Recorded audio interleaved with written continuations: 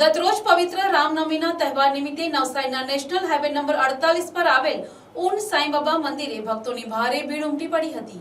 સમગ્ર મંદિર પરિસર શ્રી સાંઈનાથ મહારાજના જય ઘોષથી ગુંજી ઉઠ્યું હતું।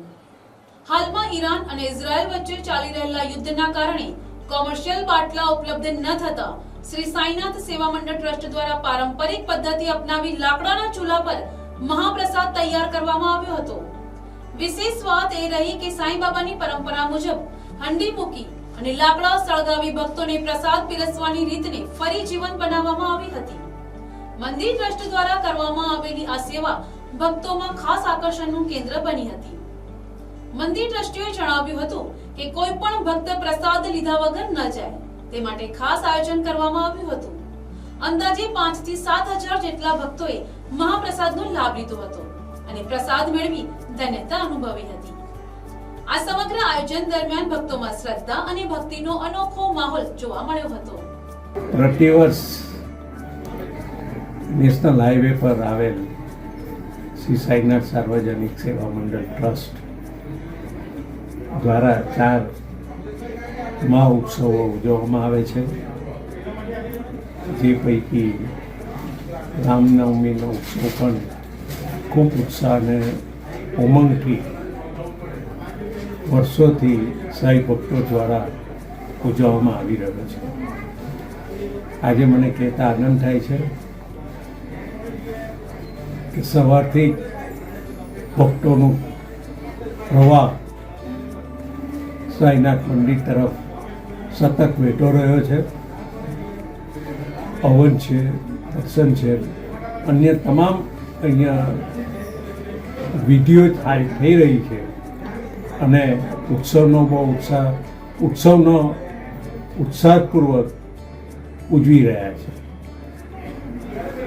આજે આ પ્રસંગે મને કહેતા આનંદ થાય છે કે લગભગ 5 થી 7 હજાર માણસો ભક્તો આજે મહાપ્રસાદનો લાભ લેશે। એમાં એક વિશેષ બાબત એ છે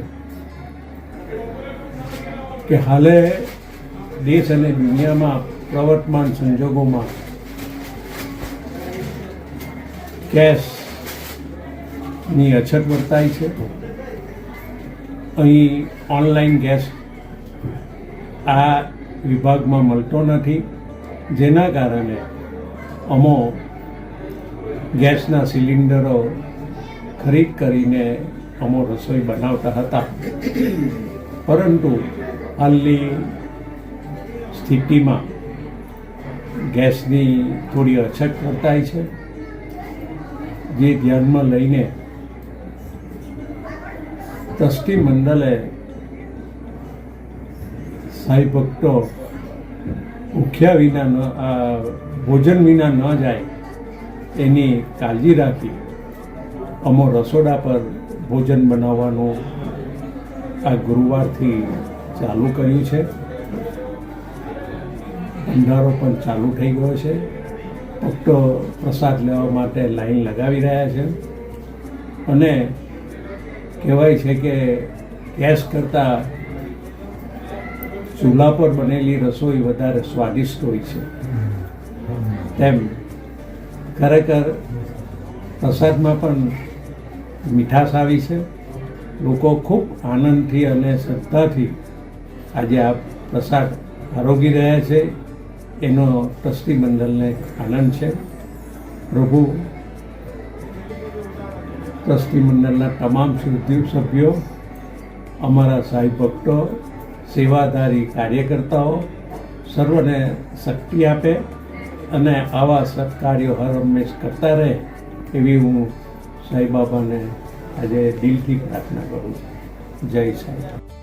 bureau report, NTC news, Navsari.